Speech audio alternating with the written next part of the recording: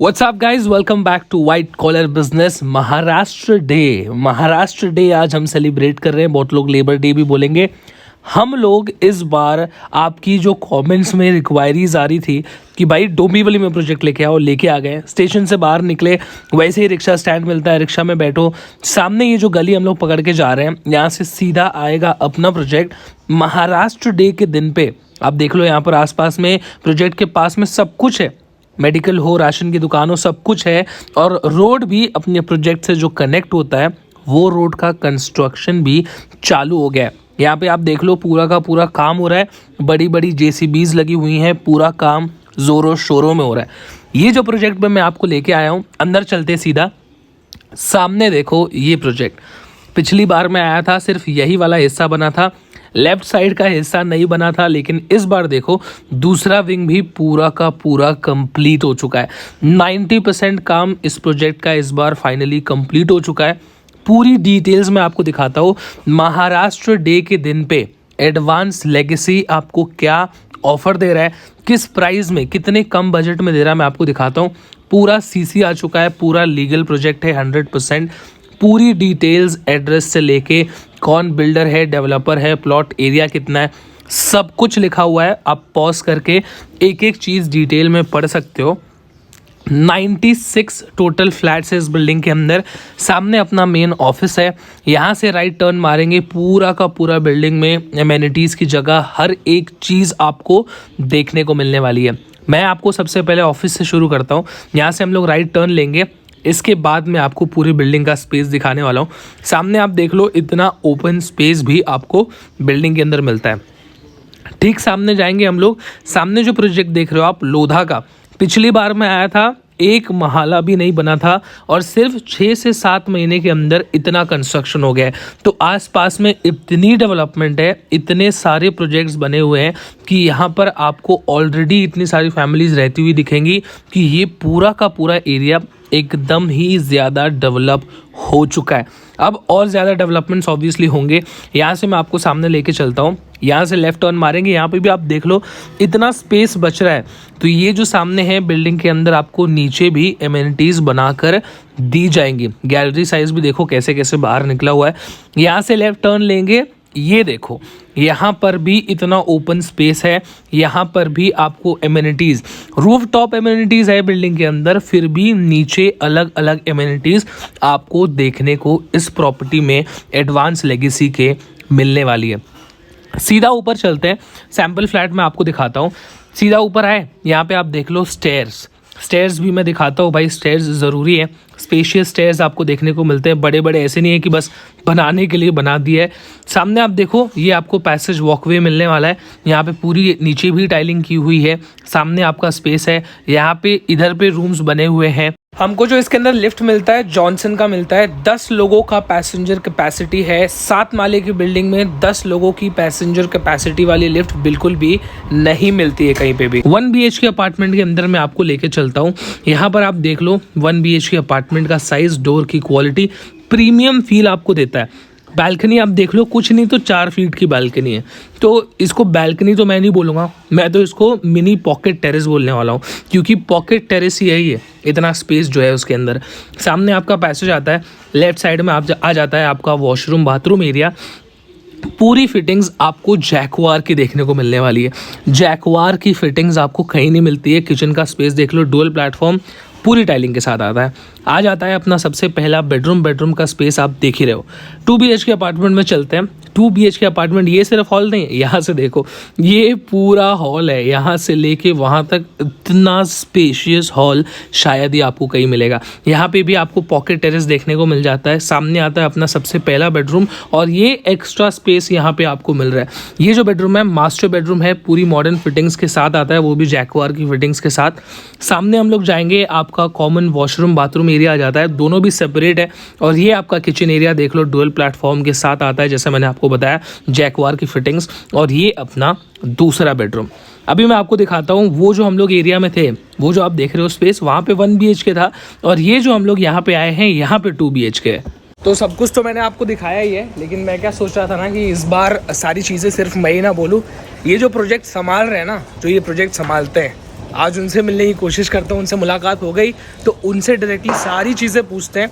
आसपास में आप देख लो, यहाँ पे 40, 50, 60 लाख रुपए का 1 BHK मिल रहा है। हम लोग आधे प्राइस में क्यों दे रहे हैं, कैसा है, क्या हिसाब है, सब कुछ आपसे बात कराते हैं। हाय सर, मेरा नाम देवेश है, हम लोग मिले। एक बार आप अपना नाम बता दीजिए, थोड़ा इंट्रोड्यूस करा दीजिए। मेरा नाम प्रयाग शाह है। हाँ हाँ। ये प्रोजेक्ट मैं एक्चुअली देखता हूँ यहाँ पे, प्रोजेक्ट मैनेजर हूँ मैं यहाँ पे पूरा। ओके। एंड आपको आगे का जो भी गाइडेंस चाहिए आप मुझे पूछ सकते हैं। तो पूरा फ्लैट प्रॉपर्टी सब कुछ घुमा के मैंने A to Z दिखा दिया है। पिछली बार भी मैं आया था, इस बार भी मैं आया, कंपैरिजन भी कर लिया कि क्या क्या चेंज हुआ है वगैरह, सब कुछ दिखा दिया। और माल तो मुझे लगता है ऑलमोस्ट 90% काम कंप्लीट हो गया, प्लम्बिंग सब चालू हो गया। राइट, फिनिशिंग का काम चल रहा है। राइट। तो मैंने सोचा कि इस बार डायरेक्टली आपसे ही पूछते हैं कि प्राइस क्या है, एरिया क्या है, कैसे लेना चाहिए उस हिसाब से। तो अगर आप 1 BHK 2 BHK का थोड़ा प्राइस बता पाए तो।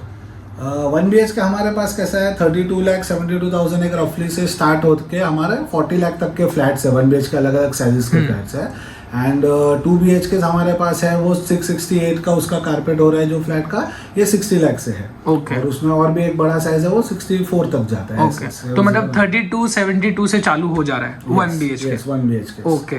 तो मैं क्या पूछा था, ये 32 ऑल इन है कि इसमें स्टैम्प ड्यूटी वगैरह अलग से भरना है? नहीं, इसमें कैसा है, ये जो प्राइस है ना, इसमें स्टैम्प ड्यूटी, रजिस्ट्रेशन, GST ये अमाउंट हमने पकड़ा हुआ है। अच्छा, ये इंक्लूडिंग है? ऐसे इंक्लूड करके किया हुआ है। ओके। इसमें हमने जो नहीं पकड़ा है जो प्राइस, वो आपका फ्यूचर एक्सपेंसेस जो है ना, जो जैसे कि पोजीशन जब आता है आपका, जब आप फ्लैट का पोजीशन लोगे तो आप वो टाइम पे समझो लाइट मीटर लगता है आपका वाटर कनेक्शन होता है, या फिर आप मेंटेनेंस एक जो है सोसाइटी का जो होता है वो आप तभी से देना चालू करोगे। तो मेंटेनेंस कॉस्ट वगैरह जो है वो सब हमने इसमें नहीं पकड़ा है। तो ऐसा क्यों, मतलब ऐसा नहीं कर सकते कि एक ही में मतलब ये भी इंक्लूड कर दे?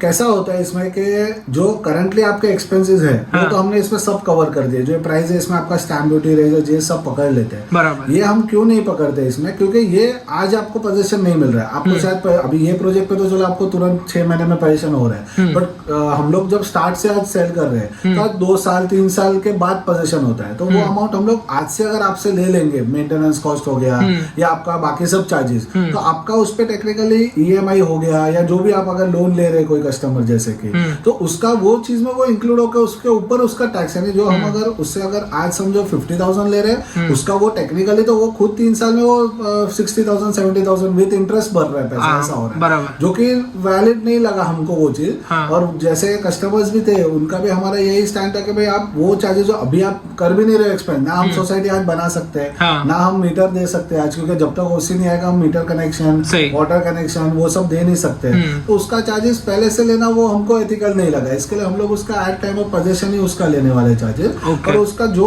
एक्चुअल चार्जेस है वही हम ले रहे हैं। इसके लिए हम लोग ऐसा नहीं कि कुछ बढ़ा के चार्जेस आपसे ले रहे हैं। जो एक्चुअल चार्जेस होगा वही हम लेके उसका करने वाले, तो वो टाइम पे जो एक्चुअल रहेगा चार्जेस वो हिसाब से लेने वाले। ओके। तो ये बात तो मुझे भी सही लगी कि एक्स्ट्रा क्यों भरना है। तो इसके अंदर एक चीज और मैं बोलूंगा, जैसे अभी आप 32, 72 में 1 BHK दे रहे हो, लेकिन लोकल एरिया में प्राइसेस 40, 50, 56 तक भी जा रहा है। Exactly. तो मतलब क्या फर्क है, और एमिनिटीज वगैरह अपने पास क्या मिलेंगे?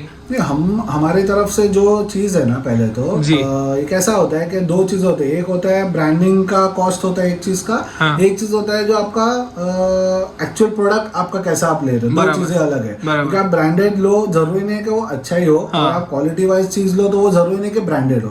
हम लोग यहाँ पे जो दे रहे हैं ना, वो हम लोग ब्रांडिंग कॉस्ट है, ऐसा कुछ अलग से चार्ज नहीं आपसे ले रहे। इसकी वजह से हम लोग आपका जो कॉस्ट है, जो फ्लैट कॉस्ट है, वो हम लोग कम कर पा रहे हैं आज एक तो। सेकेंडली जो लैंड है वगैरह वो हमारी खुद की, मतलब लैंड जो ओनर है, लैंड ओनर के नाम पे लैंड है, एंड वही खुद ही डेवलप कर रहे हैं। तो यहाँ पे कोई 4 पार्टनर या पार्टनरशिप या JV या ऐसा कुछ नहीं, जिससे क्या होता है कि जो प्रॉफिट से वो इतना ज्यादा नहीं जाके एक सिंगल पर्सन ही उतना ही प्रॉफिट ले रहे हैं। इसकी वजह से वो कॉस्ट हम लोग कम पे दे पा रहे हैं आज की तारीख में। क्वालिटी हम आपको सेम दे रहे हैं, चीज हम आपको लीगल दे रहे हैं।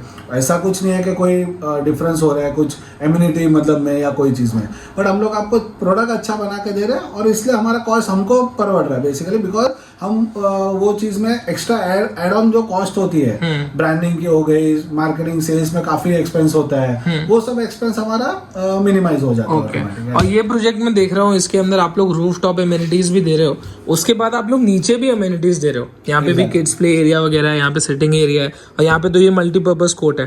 तो नीचे भी है और ऊपर भी है, तो ये अलग एमिनिटीज के बारे में कुछ बताइए। मतलब कैसा है कि जनरली नीचे तो एमिनिटीज देते हैं, समझो गार्डन वगैरह तो आज साल सालों से कंसेप्ट है ही वो चीज। और रूफटॉप का भी कंसेप्ट अभी अभी धीरे धीरे करके आ रहा है। हमारे ऑलरेडी पहले के भी प्रोजेक्ट्स में हमने किया हुआ है रूफटॉप, प्लस ये भी प्रोजेक्ट में अभी कर रहे हैं हम लोग रूफटॉप। इसमें मेजरली क्या है कि स्पेस यूटिलाइजेशन का जो चीज है वो हम लोग मेन ध्यान में रख रहे हैं। नीचे भी जो स्पेस हमारे पास है उसमें हम लोग एमिनिटीज कितना बेस्ट बिठा सके उतना हमने बिठाया, ना कि हमने पूरा पैक कर दिया कि भाई फिर पार्किंग के लिए जगह नहीं है, ऐसा नहीं किया। हमने पार्किंग भी उतना दिया हुआ है एंड उतना एमिनिटीज भी साथ में दिया हुआ है जो बैठ रहे हैं। सेम हमने रूफटॉप पे किया है कि रूफटॉप पे हमने सोलर पैनल्स भी दिए जो आते हैं कंपलसरी अभी के एजेंसी में, तो हमने सोलर इलेक्ट्रिक पैनल्स दिए प्रोजेक्ट में। और उसके साथ जो जगह है बाकी का उसमें हम लोग ने एक पूरा सिटिंग एरिया वैसा टेरेस को यूटिलाइज किया है कि जिसमें आज समझो छोटा एक पार्टी फंक्शन है वगैरह कुछ भी 50 जन का गेट टुगेदर जैसा कर सके आराम से, वो वैसा टाइप का हम लोग पूरा एरिया ऊपर बना रहे हैं। प्लस योगा स्पेस दे रहे हैं, सिटिंग एरिया ऊपर एक अलग दे रहे हैं हम लोग, रिफ्लेक्सोलॉजी पाथवे दे रहे हैं। ये सब एमिनिटीज जनरली 7 वाले बिल्डिंग्स में लोगों को नहीं एक्सपीरियंस करने मिलता है, और हमारे पास स्पेस है, हम लोग वो दे सकते हैं। तो हम लोग इसलिए ट्राई करें मैक्सिमम जो हम अच्छे से अच्छा चीज दे सके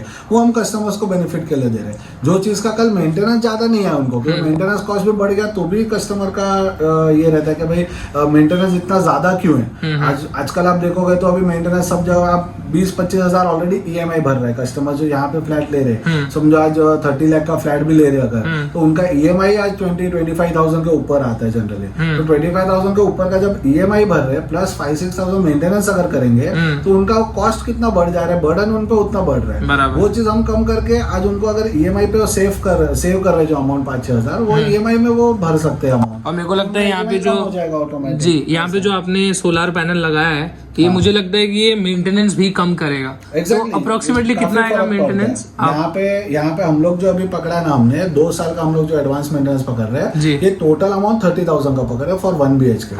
अगर पर मंथ आप कैलकुलेट करो तो 1250 रुपीज सिर्फ आता है, 1250। और जनरली अगर टाउनशिप में देखोगे तो वो मेंटेनेंस 5-6 हजार सोसाइटी में जाते हो या फिर जिसमें समझो ये फैसिलिटीज अगर नहीं है, या मतलब एक बोल सकते हैं कि कॉस्ट इफेक्टिव मेथड से प्लान नहीं किया गया है अगर आपका प्रोजेक्ट, तो आपका कॉस्ट उसका आराम से 4-5 हजार के तो आसपास ही आता है ऐसा। ओके, तो एक चीज और, मतलब सब कुछ तो मैंने आपको पूछ ही लिया, थोड़ा एड्रेस भी अगर आप एक्सप्लेन कर दें कि एग्जैक्टली है लोकेटेड कहाँ पे? ये एग्जैक्ट लोकेशन अगर आप देखेंगे तो जो डोंबिवली कल्याणशील रोड है, मानपाड़ा डोंबिवली स्टेशन से अगर आते हैं मानपाड़ा पेट्रोल पंप के लिए एक ही रास्ता है, सीधा मानपाड़ा रोड है, जहाँ खत्म होता है मानपाड़ा पेट्रोल पंप आ जाता है। मानपाड़ा पेट्रोल पंप के एग्जैक्ट बैक साइड में ये प्रोजेक्ट। ओके, तो ये एग्जैक्ट लोकेशन है, एग्जैक्ट मतलब लोकेलिटी यही है। बाकी फिर अंदर आप आते हैं जैसे पेट्रोल पंप यानी बेसिकली वहां से अंदर आके आपका लगभग एक 300 मीटर पे हमारा प्रोजेक्ट आ जाता है अंदर ही, मतलब ऐसा। ओके, तो नहीं बहुत अच्छा हुआ कि आपने सारी चीजें एक्सप्लेन कर दी, तो हर बार मैं ही बोलता हूँ, इस बार आपने भी बोला, उसके लिए थैंक्स।